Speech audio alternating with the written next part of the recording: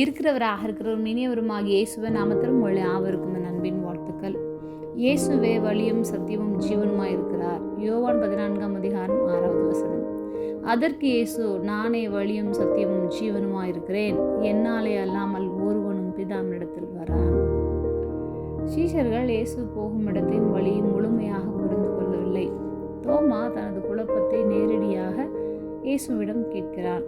இயேசு கிறிஸ்து தம்முடைய சீஷர்களுக்காக ஒரு ஸ்தலத்தை ஆயத்தப்படுத்த போகிறார். அந்த பரலோகத்தின் சந்தோஷத்தை இயேசு கிறிஸ்து தம்முடைய சீஷருக்கு அறிவிக்கிறார்.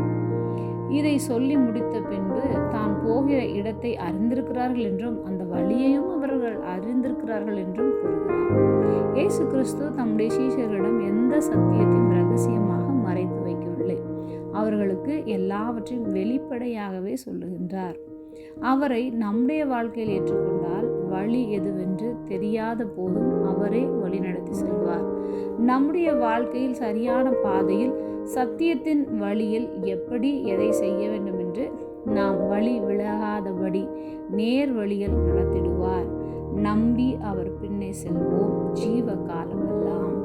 ஜெபம். அன்பின் பரம தகப்பனே, எப்பொழுதும் எங்களோடு கூட இருக்கிறவராகவே இருக்கிறவரே, வழியும் சத்தியமும் ஜீவனுமாய் இருப்பதற்காக நாங்கள் உமக்கு நன்றி செலுத்துகிறோம்.